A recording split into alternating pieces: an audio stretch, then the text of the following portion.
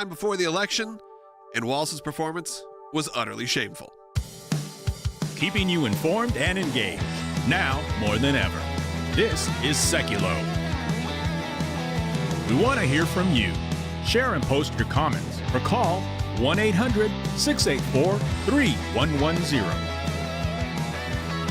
And now your host, Jordan Seculo. All right, folks, so first question to everyone. Give us a call at 1-800-684-3110. Did you watch the VP debate? That was probably the last debate we're going to see before. People are already starting to vote and early voting in some states around the country, but does not look like we're going to get another debate either at the presidential candidate level or the VP level. So this was it.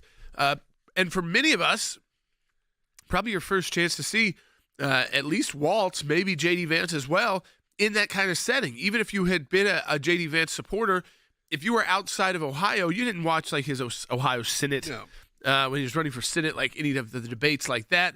So, and the same thing with Walz. Even if you were kind of knew who he was as governor, as a member of Congress, it's a different level when you're on this stage, when every network is covering it. I will say this. I do think the networks, CBS this time, not great.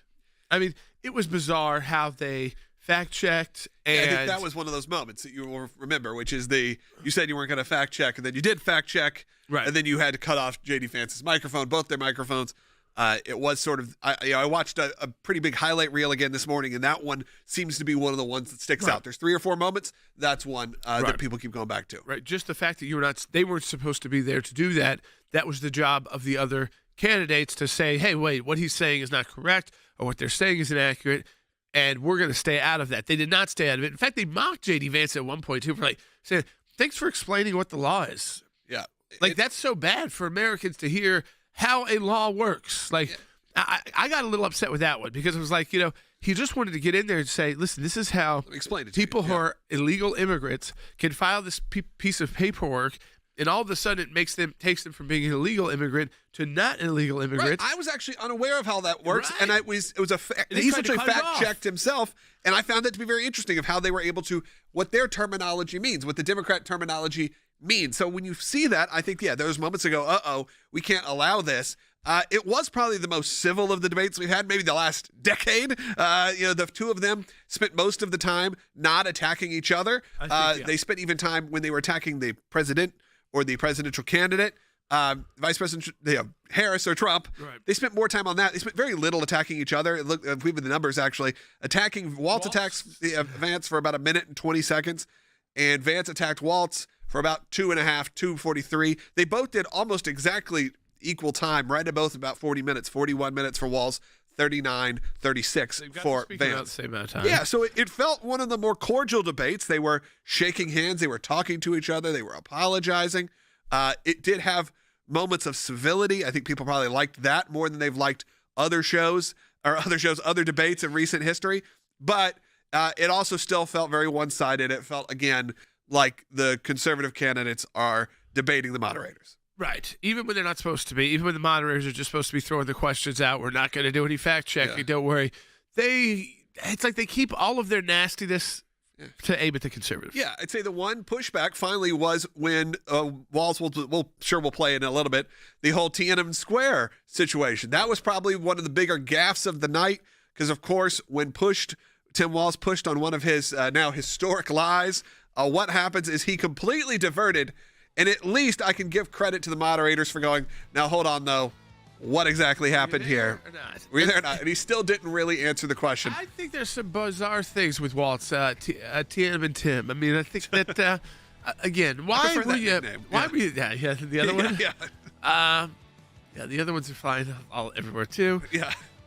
Listen, the truth is, these bizarre things you make up that you're part of history, that could kill you. There are people's other careers in the news. Brian, what was his name? Brian Williams, yeah. He's now on Amazon Prime News, I believe. Yeah. Give us a call. We'd love to hear from you at 1-800-684-3110.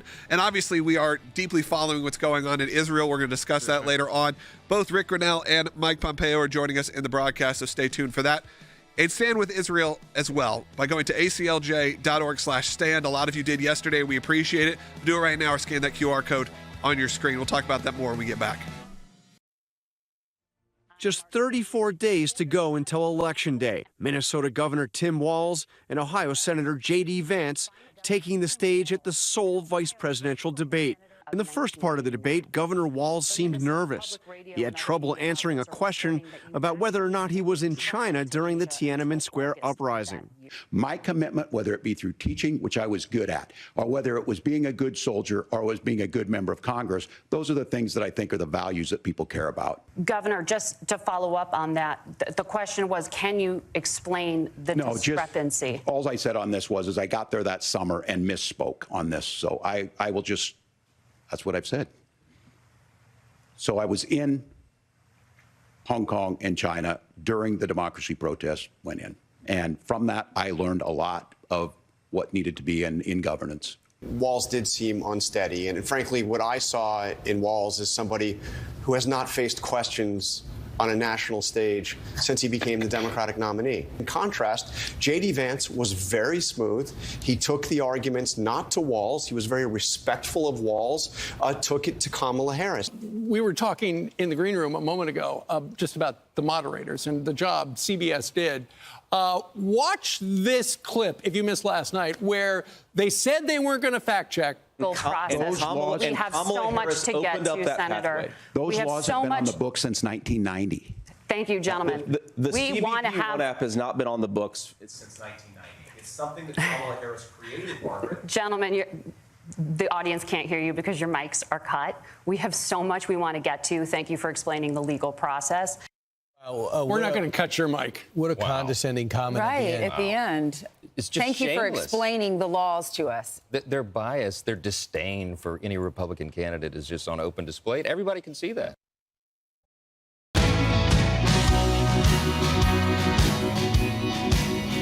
Just thank you, though. We are taking your calls, too. 1-800-684-3110. That's 1-800-684-3110. We're, of course, talking about the VP debate. We're also watching very closely Israel as it's, again, there have been 8 IDF soldiers killed in Lebanon. They are slowly moving into Lebanon, it seems, on foot through tanks. That the air campaign is not going to be the end of that. And, of course, we'll watch that very closely as well. You've seen a lot of Hezbollah leaders be removed from the battlefield by the IDF before this on-the-ground conflict began. But we will be watching that very closely. Netanyahu says that Iran has made a big mistake with attacks that they have been supporting against Israel. Logan, through the debate, we've also been watching as well about just kind of what topics would come up with Walz and J.D. Vance that they would really stick out to people. I did not know that, if I was kind of guessing the day before, that Tiananmen Square would be such a that it would even come up. I wasn't aware even of this story, and it was the story of Tim Walz claiming to have been there during the events. I mean, those would have been events to those are you remember it, and it's also very clear, and it's one of those things where we know he's had a relationship, the way he talks about China, that he loves China and always is discussing China. He went on his honeymoon to China. Yeah, and then there was pushback, I guess, from that's weird, people. That's weird. Whatever. I mean, people want to do what they want. You want to go to communist China for your honeymoon? I mean, no, I don't. I went 1980s? I went the American way to Las Vegas, Nevada. That's where I went. But, I don't know if I'd make that decision again now either. Both of those, maybe not the best. I love you, Las Vegas, but I don't know. Well, he's not communist. It's true. It's the opposite, maybe. Now listen, though. He brought this up, and I guess Minnesota Public Radio pushed back and said, from what our digging has shown, you were not there during those events, that you did not show up until much later in the year. When they pushed him, if you missed it, here's the conversation. My commitment, whether it be through teaching, which I was good at, or whether it was being a good soldier or was being a good member of Congress, those are the things that I think are the values that people care about. Governor, just to follow up on that, the question was, can you explain the discrepancy? All I said on this was I got there that summer and misspoke on this. So I will just, that's what I've said. So I was in Hong Kong and China during the democracy protests went in. And from that, I learned a lot of what needed to be in governance. I mean, kind of a Biden feeling moment. It really had that sort of. I don't even know where he was going. It had that sort of "we beat Medicare" feeling at the end of it. It did have that. We beat Medicare to death. Yeah, it did have that vibe. Unfortunately, he couldn't really have a good answer for that, and that was like the shortened version we played for you. The real version, especially the initial part, it was a long, drawn-out story about how he grew up in a town of 400 people and the values, and then eventually got itself around to that. Again, I appreciate the civility that came out of this. I appreciate some of the vulnerability. I think you had J.D. Vance coming out to be the most likable he's been in the entire run, because I think there was conversations of that. The point for Vance was to try to hammer home, or for Walz to Vance was to try to hammer home the whole Vance is weird. It's going to be weird. And I think it actually was the exact opposite. You had that moment where Tim Walz comes off as kind of, awkward, strange, has weird stories that don't add up. Right. And then you had J.D. coming off as a pretty likable, normal dude.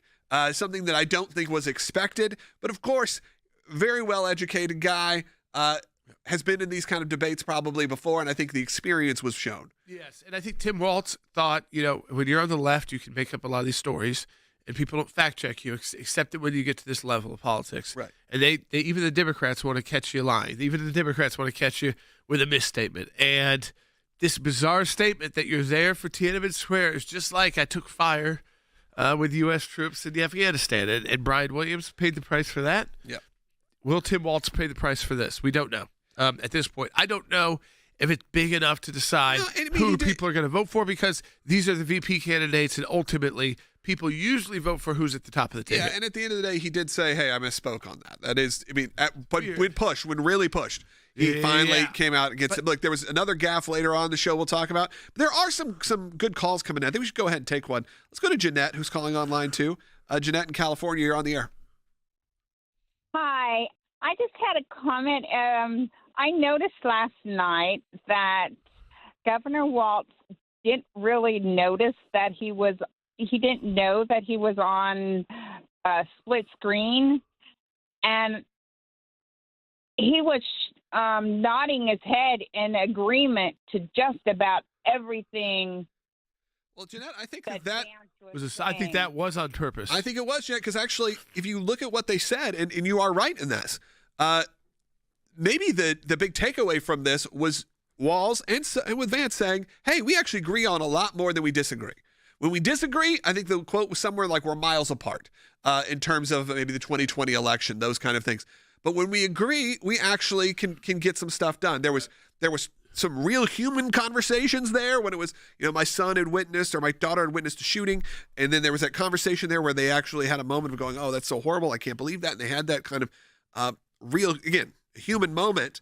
I just think, Jeanette, we're not used to seeing that anymore. Yeah. This is how the debates used to be. They were this, if you go back to a Romney, Obama, they were tough, but they weren't going to shake hands. You didn't get that vibe, that there was ever going to be this moment of destroy, of let's just call each other names for 2 hours. Gotcha. That is really a moment that's changed in the last decade. So you think it's Donald Trump? I think it was probably Donald Trump, and then the Democrats decided we have to play by those rules, and where they wouldn't have before. And I think you can see that in the original Republican debates in 2016. 2016 original Republican debates for Republicans, it was like five guys playing by the rules and Trump going out there and saying stuff about Ted Cruz and saying stuff about Marco Rubio and really throwing like weird haymakers that no one expected, because it's just not how you play the game. Now, I think that's what attracted people to Donald Trump, because not how you played the game. Haymakers that you can never forget. Yeah, stuff that sticks with you forever.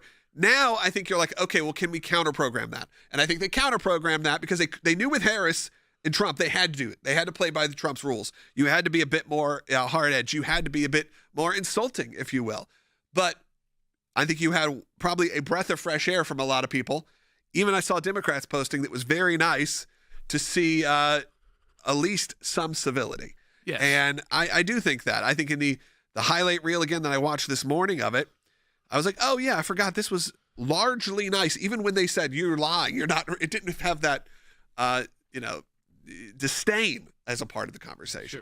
Sure. And people may not like that. I think we had that call saying, he seemed like he was agreeing with him. And I think maybe that's the point, was to show that we're a little bit closer together than we are apart. Definitely where Tim Walz would like to go. He would like to go and say, listen, you think we're so different from the Trump and the J.D. Vance guys. We're not. They just try to make it sound like we're so bad compared to. We're really, on a couple of issues we might disagree strongly, but on basically everything else we're the same. Yeah. And I think that's where they wanted people to go. They're trying to convince people that you don't have to vote for Donald Trump. You can still vote for us, and you're going to get about the same thing. Yeah, the idea that, hey, you don't have to. Yeah. And I think that, again, don't forget the debate between Harris and Trump, because that really did show the differences. Well, and then Harris saying, remember, you don't have to leave your faith or whatever it is to vote for me. And look, you have a lot of the more left-leaning evangelicals saying that, or even the ones who are more conservative who just hate Trump, saying you don't have to leave your faith to do that. And we have a call coming in that we're going to take actually in the next segment here about the life discussion, because it did come up. Yeah. And look, there's been some debate in that. Trump put out a statement yesterday saying, I'm 100% not going to sign a federal abortion ban. What does that mean for the country and for the pro-life movement? I think there should be some division there. Some people should be, maybe there's some that feel that that's good. Maybe some people feel that that's the wrong way to go. But I know there's some discussion about that. But there was a moment within this debate of where at least what should be non-controversial conversation on late-term abortion came up. We're going to talk about that in the next segment.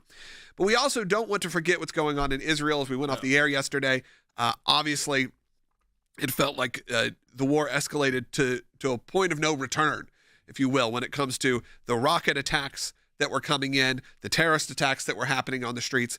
And we want to make sure that you're standing up for Israel and standing with us today. So right now, after hundreds of ballistic missiles were fired at Israel, and thankfully, Israel knows what they're doing, and there was not much damage, much civilian casualty.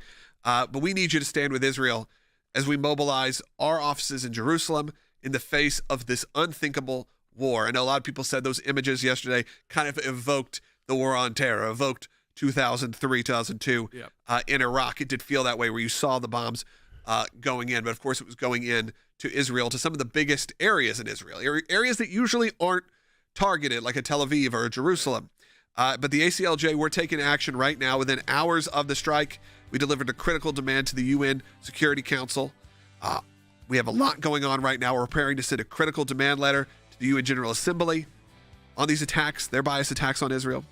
But these efforts require a lot of resources, and the attacks on Israel are growing from all sides, whether that is coming from a geopolitical standpoint or the actual attacks that are going on in the country.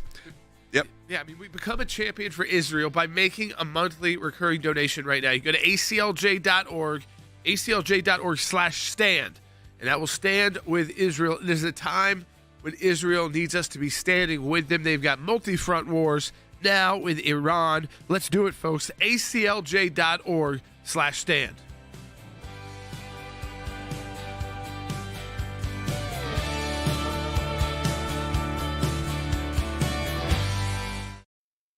Walz, after Roe versus Wade was overturned, you signed a bill into law that made Minnesota one of the least restrictive states in the nation when it comes to abortion. Former President Trump said in the last debate that you believe abortion, quote, in the 9th month is absolutely fine. Yes or no? Is that what you support? I'll give you 2 minutes. That's not what the bill says. But look, this issue is what's on everyone's mind. Donald Trump put this all into motion. But as I read the Minnesota law that you signed into law, the statute that you signed into law, it says that a doctor who presides over an abortion where the baby survives, the doctor is under no obligation to provide life-saving care to a baby who survives a botched late-term abortion. That is, I think, whether you're pro-choice or pro-abortion, that is fundamentally barbaric. And that's why I use that word, Nora, is because some of what we've seen, do you want to force Catholic hospitals to perform abortions against their will? Because Kamala Harris has supported suing Catholic nuns to violate their freedom of conscience. We can be a big and diverse country where we respect people's freedom of conscience and make the country more pro-baby and pro-family. But please. Yes, Governor, please respond. Look, this is one where there's always something there. This is a very simple proposition. These are women's decisions to make about their healthcare decisions, and the physicians who know best when they need to do this. Trying to distort the way a law is written to try and make a point. That's not it at all. What was I wrong about, Governor? Please tell me, what was I wrong about? That is not the way the law is written. Look, I've given but this. how? I've given this advice on a lot of things, that getting involved, getting engaged, that's been misread, and it was fact-checked at the last debate. But the point on this is there's a continuation of these guys to try and tell women or to get involved. I use this line on this, just mind your own business on this. I asked a specific question, Governor. You gave me a slogan as a response. It's not the case. It's not true. That's not what the law says. So they fact-checked it with President Trump. All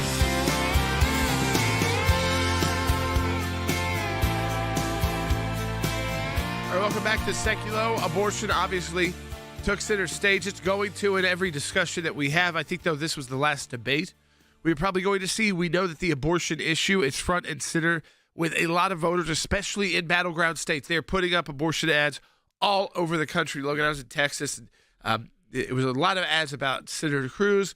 Every ad against Senator Cruz was OBGYN. It was all abortion. Yeah, and I think you're seeing that on the news as well from both sides. I think that that's just universal. In states where there are big Republicans that they are trying to take down, I think they have a chance to take down. The issue that they're going with is abortion. We've got callers asking about the way Vance even let's take that into call. the issue. Let's go to Ken, who's calling in California on line 1. Ken, welcome. Hi. Yeah, my question is, what is his position on it? Because it wasn't clear from the state. Can you clarify what he said? I know it was a reference to the individual states having a say now that Roe v. Wade has been overturned. Mr. Trump brought that up, but what is Mr. Vance's position now about the abortion itself? I'll pull up J.D.'s exact opinions and thoughts on abortion specifically, but I do think when you were talking to the caller, said did he shy away from it? Last night, actually, it came up multiple times, and I think in a pretty strong way. Some of it had to do with the Minnesota laws. Now, again, I feel like any rational person, even if you're pro-choice, should find that these late-term, post-birth abortion laws are absurd and are disgusting, but it's sadly where some of these states have landed. So let's hear that conversation. This is J.D. Vance on the current law in Minnesota. You're free to disagree with me on this and explain this to me, but as I read the Minnesota law that you signed into law, the statute that you signed into law, it says that a doctor who presides over an abortion where the baby survives, the doctor is under no obligation to provide life-saving care to a baby who survives a botched late-term abortion. That is, I think, whether you're pro-choice or pro-abortion, that is fundamentally barbaric. And that's why I use that word, Nora, is because some of what we've seen, do you want to force Catholic hospitals to perform abortions against their will? Because Kamala Harris has supported suing Catholic nuns to violate their freedom of conscience. We can be a big and diverse country where we respect people's freedom of conscience and make the country more pro-baby and pro-family. But please. Yes, Governor, please respond. Look, this is one where there's always something there. This is a very simple proposition. These are women's decisions to make about their healthcare decisions, and the physicians who know best when they need to do this. Trying to distort the way a law is written to try and make a point, that's not it at all. What was I wrong about, Governor? Please tell me, what was I wrong about? That is not the way the law is written. Look, I've given this advice on a lot of things, that getting involved, getting engaged, that's been misread, and it was fact-checked at the last debate. But the point on this is there's a continuation of these guys to try and tell women or to get involved. I use this line on this, just mind your own business on this.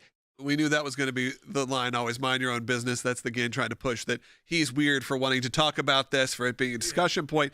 Ken, but I hope that answered your question, which is I think he took a pretty strong stance on life. Actually, J.D. historically has been very pro-life, has been someone who has pushed maybe beyond President Trump's own standpoint. Now, what you do when you become the vice president, a lot of times, vice presidential candidate, you back your president's angle, their view, their point of view. So I would assume right now what you're saying, even when they disagree, you will probably have this, if Donald Trump says, hey, I'm not going to sign a federal abortion ban, you'll probably have similar rhetoric coming out of Vance. Right. Does that mean that's where he would have stood if he was the candidate, if he was the presidential candidate? Maybe not. But we know that that's sort of, again, how it works, is you bring someone along, your vice president typically is not going to go rogue in terms of the differences. You've got to be okay with where the candidate is willing to go on the issue, and are they willing to, how far they're willing to go when they see this as a huge issue that could stand in the way of them becoming president.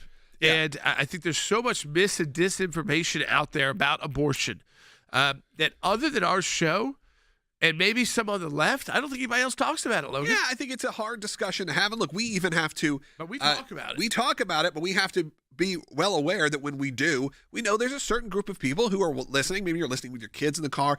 You're not going to want to hear this conversation. You're not going to want to have that hard conversation with a kid, or you're not going to want to listen to it on your lunch break. Sometimes we know that's how it is, but you know what? It's too important of an issue to just ignore. And we are taking real proactive. I mean, you think about like the Roe versus Wade. You think about these cases that we're now in 2024, and it's still one of the top issues. Yeah, I think it will be always. Debates. I think it will always be. The idea of when life begins and when we are taking another human life versus, again, these cells that they'll try to sell you on. It's not a human life, it's cells. And the science that keeps picking up with us keeps showing that we're right and they're wrong. Yeah, I mean, I think you have the last time when you had a person in Georgia saying, hey, I think that the fetal heartbeats, those are fake, those are manufactured. Stacey Abrams saying, that's just a noise that this machine makes. That's not real. Also an election denier. Those are the discussions that happen over and over again. We have a good call coming in from Cindy. If you want to call in, 1-800-684-3110, because she has maybe a different point of view on the sort of nice nature of this debate. Cindy, North Carolina, go ahead. Hey, I hope I'm not going to lose you through the mountains. Yeah, I'm from J.D.'s hometown of Middletown, and I have 2 points. One, I think he should have knocked Tim Walz out. He should have fact-checked him more. I know they were trying to make J.D. seem nice and appeal probably to women, but Tim Walz was lying, and so he needed to correct him, especially on things like the immigration when he said it was 1,400.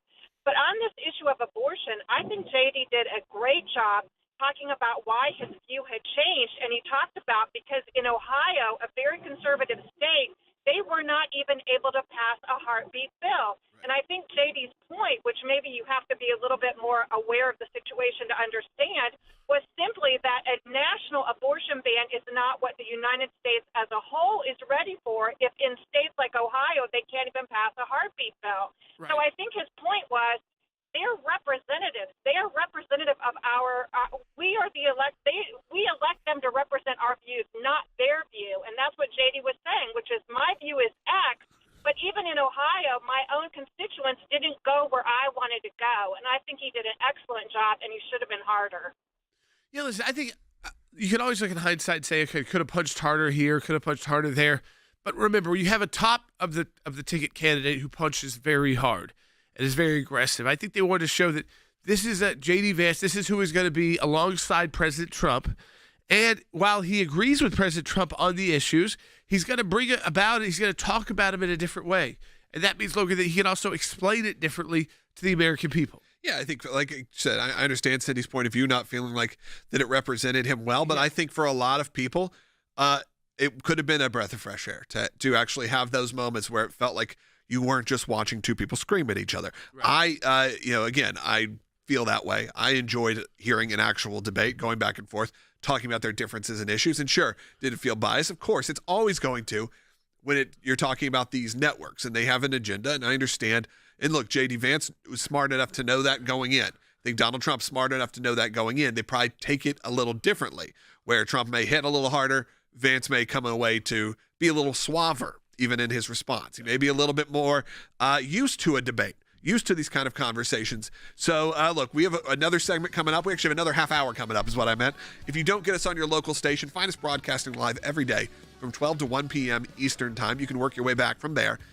We are on YouTube. We're on Rumble. We're on aclj.org live across the world. You can be a part of it. Just go to aclj.org. You can find us later on archived on the ACLJ or the Seculo podcast on all your favorite podcast players as well. Again, of course, YouTube and Rumble. I did want to take a minute, if you are losing us here, to encourage you to stand with Israel and support the work of the ACLJ today. You know, we are about to be in Rosh Hashanah tonight. Jewish New Year begins, so be a part of that as well. It's a great time to stand up for Israel.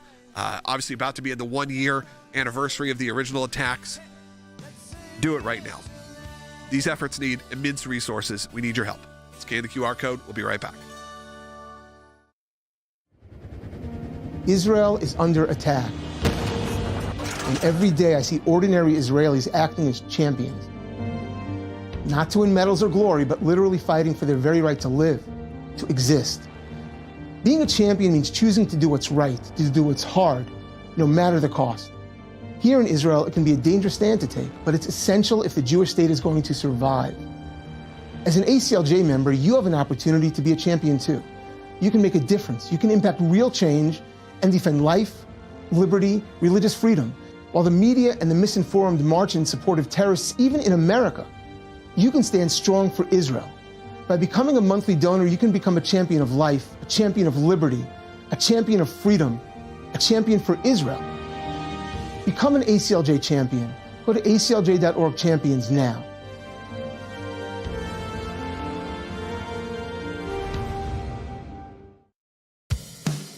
Keeping you informed and engaged, now more than ever. This is Seculo. And now your host, Jordan Seculo. All right, welcome to Seculo. We are taking phone calls to 1-800-684-3110. That's 1-800-684-3110. We have a lot to talk about. Like, a lot of people have called in, too. Yeah. So I think we can actually start taking more calls. I feel like more people called in for this than they did for the Trump debate, which is pretty interesting.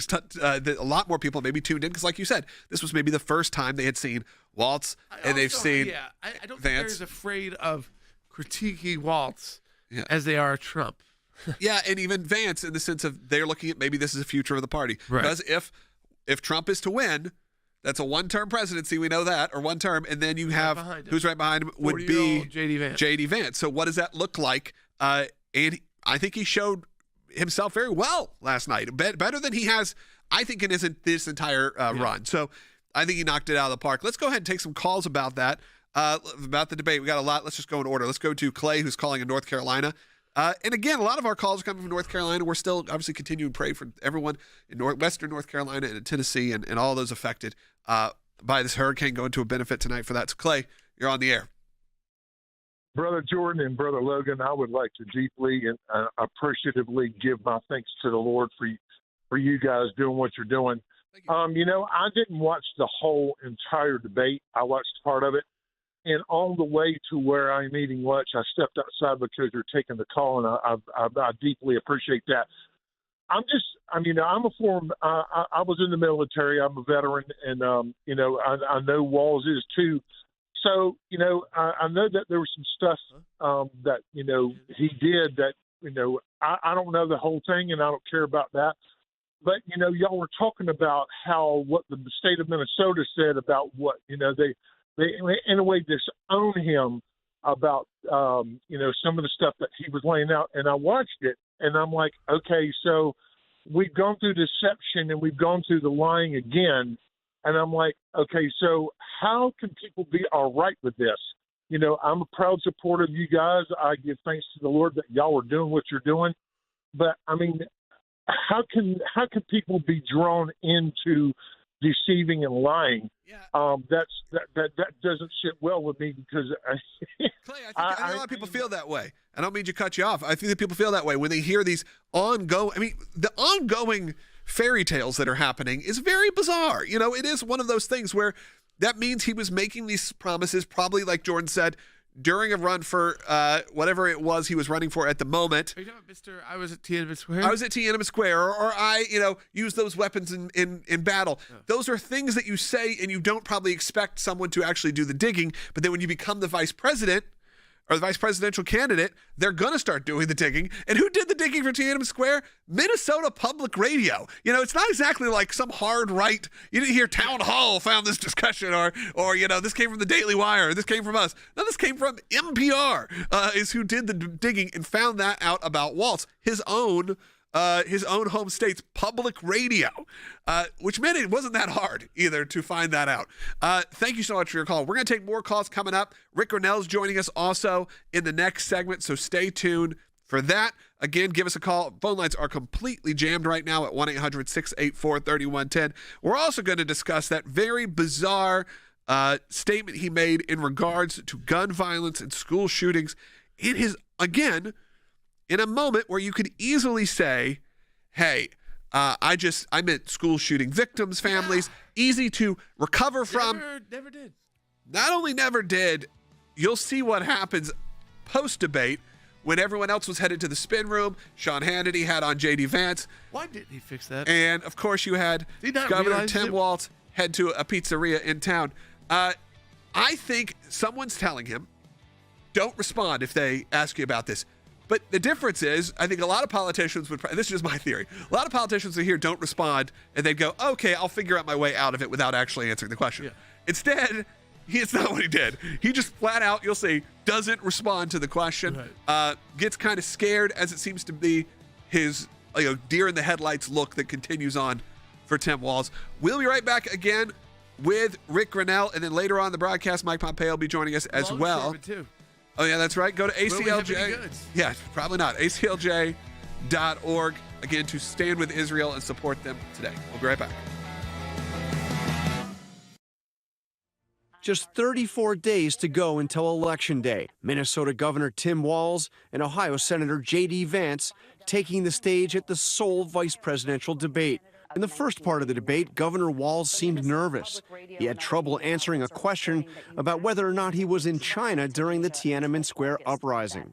My commitment, whether it be through teaching, which I was good at, or whether it was being a good soldier or was being a good member of Congress, those are the things that I think are the values that people care about. Governor, just to follow up on that, the question was, can you explain the discrepancy? All I said on this is I got there that summer and misspoke on this. So I will just, that's what I've said.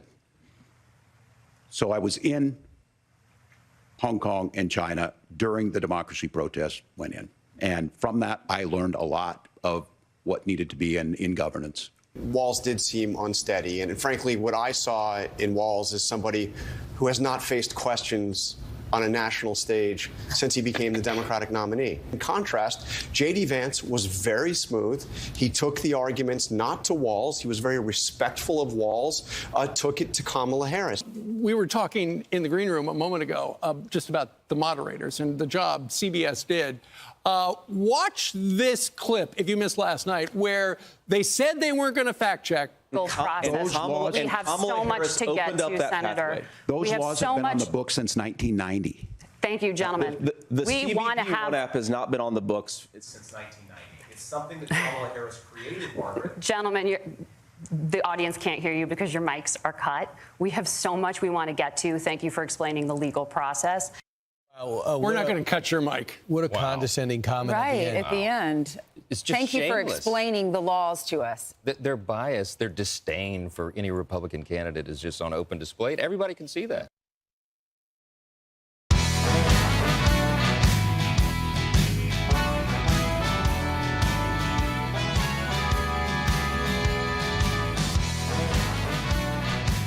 Welcome back to Seculo. Rick Grinnell is joining us. Rick, obviously we wanted to get your thoughts on not only what's going on in the Middle East right now, because it is just illuminated and become maybe that point of no return that we're concerned about, but that's happening. But of course, political analysis. We want to get your thoughts on the debate last night. You had a maybe everyone, all the callers say even a shockingly cordial conversation debate between Governor Walz and J.D. Vance. But we do at least have to say it was pretty clear the differences. Yeah, look, I was struck this morning thinking, who is the shooter? Who is the school shooter that he knows? I mean, this is a simple question. Right now, I think, we've got the media who won't ask a simple question of who's the school shooter and which McDonald's did Kamala work at. I think these are really two simple things. If they're lying, then they need to just come clean and say that I'm sorry, that was, hyperbole, or it was a made-up story, or whatever it was. I feel like these are just simple questions that the media should be able to ask if we had a media. But, every single day we wake up, Kamala isn't doing interviews, Tim Walz isn't doing interviews, and clearly Tim Walz not doing interviews was a strategic blunder because he was so ill-prepared last night. He was doing these fake notes. I don't know if you saw that, but he would all of a sudden dart over to his little pad with his pen, and you clearly see that he didn't write anything down, but he pretended to write something down. And I think that he was very nervous because he hasn't been in front of the media. And when you haven't done media in the beginning, you're in your head and you can't quite articulate information. If you do it a while, if you do it and you get roughed up and you learn to think on your feet, and articulate your point rather than just answer their biased question, I think then you see the value, and we saw that from J.D. Vance. He was incredible and calm and focused and was able to articulate. But look, J.D. and President Trump are doing hostile interviews constantly. They're not afraid to do them. And, Kamala is doing Oprah. It's really pathetic. Yeah, you can feel the rust on them when they don't have the time. In professional wrestling terms, they call it ring rust, which is you've been out of the ring for a long time. When you get back in, you a lot of times need a little bit of time to recover, get back at it. But when you've never had that experience, when you've never been in front of those crowds, when you've never seen that, you've never had anyone push back, and even when you have people who are probably on your side, but they're still going to fact check you a little maybe, or maybe they're going to make sure you answer that question a little bit, just one or two, the deer in the headlights moment happened. Now, I wanted to play, for those who didn't know, maybe you didn't see it, I see some of the callers and some of the comments saying, yeah, I didn't even watch it. When he's talking about the school shooting moment, this was a odd, I guess you're going to call it a gaffe, but again, given an opportunity to fix it. So first I want you to see the moment in the debate, and then after that I'm going to give you a follow-up of when pushed on it later on. So first, here is that moment in the debate. Senator, thank you. Governor, you previously opposed an assault weapons ban, but only later in your political career did you change your position. Why? Yeah, I sat in that office with those Sandy Hook parents. I've become friends with school shooters. I've seen it. So again, you'd think, okay, he said, I've become friends with school shooters. That's going to be a gaffe that everyone will remember forever because it's just probably the worst thing you could possibly say. Now, you would think, let's go in and clarify this. Clearly, he meant I sat with Sandy Hook families. You'd hope at least. I sat with Sandy Hook families. I have become friends with the school shooting victims' families. That's what you're hoping he really meant by that, and it was just a gaffe. But then pushed on it. This was later on, post-debate, last night. He was in a pizzeria at a pastry shop, and he was asked about it, and here was the answer. What do you think your strongest moment was tonight? I think it was a good debate. The public got to see a contrast, and I think the ending sums it up. The democracy issue is important. Governor, you said you become friends with school shooters during the debate. Can you clarify what you meant on that? Can you clarify what you meant when you said you'd be friends with school shooters? And totally doesn't respond. Basically, just turns a blind eye like they did. Yeah, I mean, Rick, that could have been it. That moment could have been said. Of course, I didn't say that's not what I meant to say, and that would have been it. But yet he wouldn't. Yeah. No, I think that we could be wrong here. I think that he could be friends with school shooters. I think that he has this incredible inability to see crime and punishment the way the rest of us do. And I think that there is a chance, he's now been given the opportunity to clarify. He chose not to, but I think that he realized when you say I've become friends with school shooters and I'm, sympathetic to them being bullied, or I don't know what he's thinking, but I do think that there's a chance that he is trying to say it's not the fault of individuals who find themselves in a mess, that it is the gun. I believe that he is focused on the problem is the gun, and someone who becomes mentally ill is going to lash out, and so therefore you've got to get rid of guns because it's inevitable that people are going to be troubled, kids are going to be troubled, and so therefore we should not have any access to guns. I actually believe that that's his line of thinking, and it's a terrible excuse to say because people have mental illness that somehow you've got to take away guns. I mean, you're going to take away cars? Are you going to take away knives? No, you combat mental illness, and that's the focus. Because, a gun just doesn't pick up itself and walk in. It has to be attached to a person. Everybody knows that. That's common sense. But I would like to know the answer, because it does seem to me that Tim Walz is saying that he is friends with school shooters, and he has dived into the politics of this when it comes to guns. He was talking about, getting rid of guns and blaming guns in the debate, so it makes sense to me. If that's the case, and the answer is truly, I've become friends with school shooters, and here's what it is, I think we need to demand answers for that one. That one is one that, Rick, if that's, and I don't discount your opinion. I think I hope you're wrong, but I think you're probably right. And if that's the case, was weird that he had that chance right at the pizzeria or whatever to fix it. Yeah, that was of course a misstatement. I was with the Sandy Hook families. That's what I was talking about. Right. Friends with school shooters. Obviously, that was just said. But he didn't. But he didn't. So there is that concern. That's what it is. Look, there's obviously the escalation also going on in the Middle East, and I wanted to get someone who's been very involved in foreign policy and everything. Rick, I wanted to get your point of view. When you saw the war escalate so aggressively overnight, really since we were on the air, it started happening on the air yesterday when you started hearing reports of the rockets coming into Israel, the terrorist attacks on the street. The unrest seems to be bubbling, sadly, to what feels like a point of no return for this kind of war that maybe is something we haven't seen in a very long time. Well, I certainly hope it's not a point of no return. We've got to try. We've got to have diplomacy. We've got to have leaders. I will say this. I have a lot of friends who are Arab Americans and Muslims. I have a lot of friends who are evangelical, pro-Israel, or Jewish and care very deeply about the region. And everyone is united in two points. And it's remarkable to say this. As much as we think that there's this huge conflict, there are 2 points that everyone agree on. And one is Donald Trump brought Arab-Israeli peace. Both Arabs and Israelis and Christians want to see peace. And they recognize that someone like Donald Trump can bring in Bibi Netanyahu and Arab leaders and wrestle through the tough negotiations of doing peace.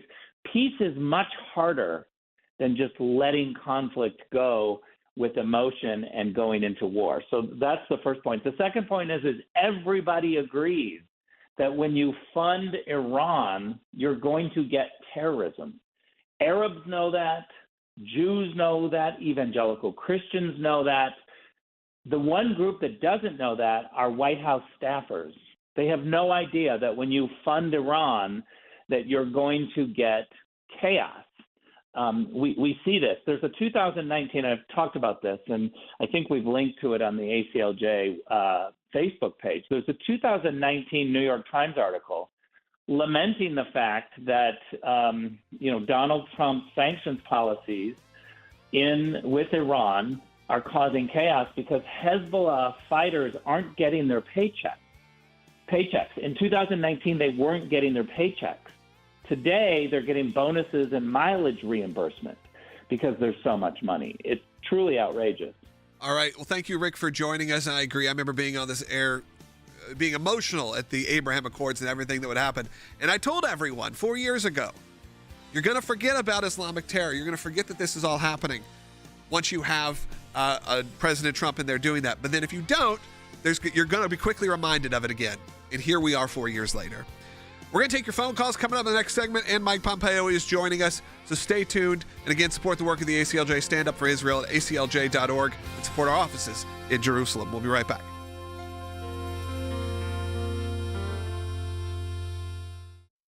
Governor Walz, if you were the final voice in the Situation Room, would you support or oppose a preemptive strike by Israel on Iran? You have 2 minutes. Well, thank you. And thank you for those joining at home tonight. Let's keep in mind where this started. October 7th, Hamas terrorists massacred over 1,400 Israelis and took prisoners. Israel's ability to be able to defend itself is absolutely fundamental. Getting its hostages back, fundamental, and ending the humanitarian crisis in Gaza. But the expansion of Israel and its proxies is an absolute fundamental necessity for the United States to have the steady leadership there. You saw it experienced today, where along with our Israeli partners and our coalition, able to stop the incoming attack. But what's fundamental here is that steady leadership is going to matter. It's clear, and the world saw it on that debate stage a few weeks ago. A nearly 80-year-old Donald Trump talking about crowd sizes is not what we need in this moment. Donald Trump actually delivered stability in the world, and he did it by establishing effective deterrence. People were afraid of stepping out of line.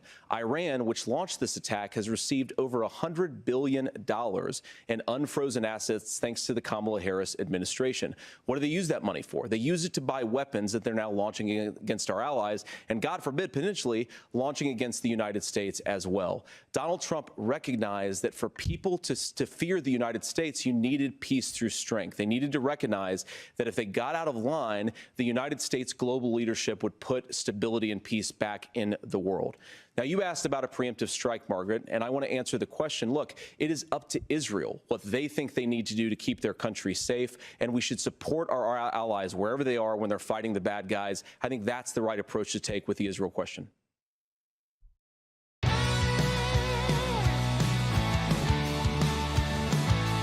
Welcome back to Secular. We are joined now by Mike Pompeo.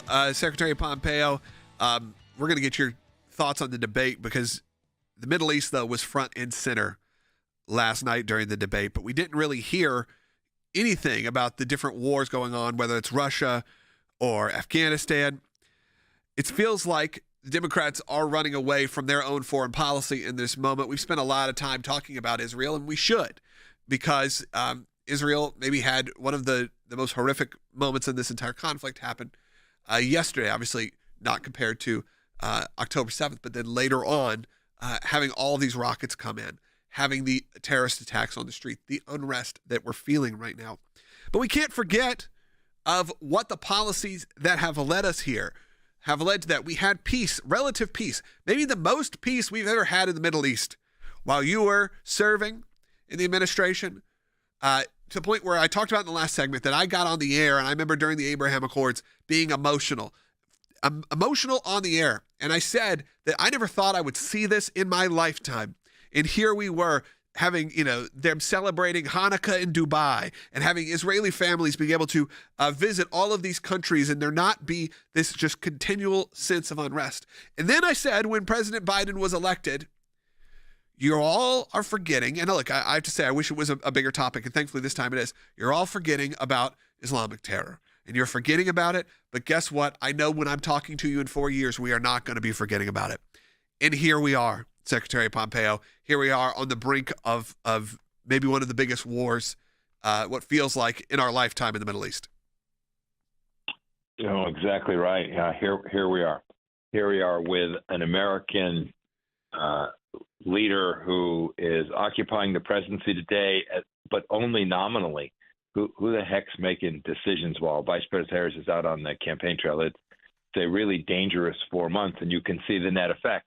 You opened your question by speaking about the fact that last night's debate, as best I could tell, had no mention of Afghanistan and only a cursory discussion of anything more broad, including the Russian aggression in Ukraine. These are all symptomatic of failed American leadership. It's not political. It's just the bad guys feel free to move about the cabin when America abandons the global stage. And when American leaders refuse to defend the things that matter, when they don't put America first, you get this kind of risk. And the Middle East is now ablaze. Chinese Communist Party is certainly making waves. And we, of course, know that the effort of Vladimir Putin in Ukraine continues. And we had 13 dead Americans in the summer of 2021 in Afghanistan. Today, President Biden is saying he's taking phone calls from leaders. He's telling them don't, but don't isn't a foreign policy. It's not a strategy. It is a plaintive cry. And our friends don't trust us, and our adversaries don't remotely fear us. Yeah, that feels like the common thread that's happening right now. I think that there could not be a better way to put it.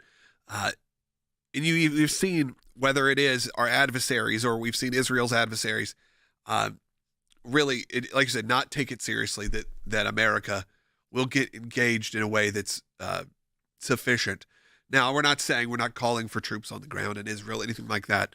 But the response from Israel is going to be what seems to be pretty historic. We don't know what that will look like, but what do you expect over the next few days? Is there any hope that this gets de-escalated, or do you think that we have hit that sort of point of no return? It's a fool's game to try and predict precisely how this will unfold. But we know this much, that the Israelis have clearly decided two things. One, they can't rely on the United States. They didn't tell us about these things they've done in advance. That's pretty darn unusual for them to not at least not seek permission, but notify us in advance, saying, here's what we intend to do.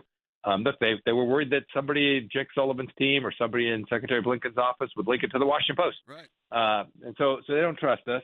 And second, they have concluded that they have no choice but to take down this risk themselves. And if they don't get help from us, they don't get help from the Europeans, they don't get that's a risk they have to take, because you can no longer live when you have 80,000 people that can't return to your homes in the north. You can't live with a adversary on your border, either from Syria or from the north in Lebanon or from the west in Gaza or even in the West Bank, that is armed to the teeth with precision-guided munitions.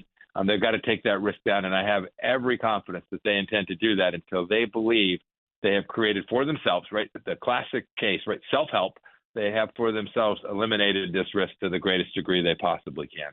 Secretary Pompeo, thank you so much for joining us. I want to encourage everyone to go to aclj.org to read a new piece by Secretary Pompeo, the Biden-Harris administration's fatal and foolish foreign policy. We're just over a month until Election Day, and it really kind of highlights the dangers of this policy on the world stage. Secretary Pompeo, thank you so much for joining us. I did want to take a few of your calls if we can. I know a lot of you have been on hold for a while, but it's been a packed broadcast. Let's go to Melissa first, who's an ACLJ champion, and they get first right. Let's go to Melissa on line 4. You're on the air. Hey, Logan, I just wanted to say, first of all, that I thought that the debate was great. I think that J.D. Vance's character and demeanor brought the debate to actually be a debate as opposed to an ongoing attack of character. And I completely agree with Rick and Mike on the issues with our world at this time. But I thought it was a great debate. Walz was Walz. It's who he is. I don't think he was any different than he ever has been. Yeah, Melissa, I couldn't agree more. Actually, I think it was the first time. I have no real feelings one way or the other towards J.D. Vance before. I liked his speech. I had no ill will towards him by any means. But last night, he kind of won me over as someone who I really enjoyed his performance. So thank you so much for calling. And always thank you for being an ACLJ champion. That's someone that donates on a monthly recurring basis. Let's quickly get a few more if we can. Trisha's calling from Texas on line 6. Trisha, you're on the air. Thank you so much. And I did not get to watch the debate, but I've listened all morning to your show. Wouldn't it be great if what we've lost in our nation is intellect? And all of the short video clips where President Reagan, was with Mondale, and the guy just lost it. He smiled. He knew that Reagan was right. Yeah. Dick Cheney, when he was with Bush, I can't remember who he was debating, but, the American public needs to see strength, but not assassination of character strength. Their mind shows. And I think that something like that, if somebody went back into the past and grabbed all those short clips, then we would begin to figure out the puzzle. Tricia, I think that's an interesting point of view. Cheney would have debated. John Edwards would have debated also Joe Lieberman. So those would have been the two there. But we appreciate your feedback. I want to get, and I think that's a good idea. Let's get to one more call. Let's go to Ross. Very quickly, Ross. I know you're on hold for half hour, but we have 1 minute left in the broadcast. So just give it to me about 30 seconds. Okay, Jordan. Thank you. No, it was just a great debate. I was really impressed with J.D. Vance. He did a masterful job, and he really, really won me over to him. I thought he might be arrogant and a bully, kind of like, a junior Trump, but he was masterful, and it really impressed me, and he is our future. I hope he's our future president for us. Ross, so thanks. I appreciate it, and I think he won a lot of people over last night. I think that happened. I think something that maybe even the campaigns were concerned about, that maybe they lost some people with J.D. Vance, but I think last night proved otherwise, and I think all our callers today proved otherwise. So I appreciate everyone for calling in and supporting the work of the ACLJ. Look, it is on the eve of Rosh Hashanah, Jewish New Year, so please join with us and stand with Israel. Go to aclj.org/stand, or go to aclj.org in general, scan the QR code, support the work, become an ACLJ champion if you can. That's someone who supports on an ongoing, recurring basis. Pray for our friends in Israel. Talk to you tomorrow.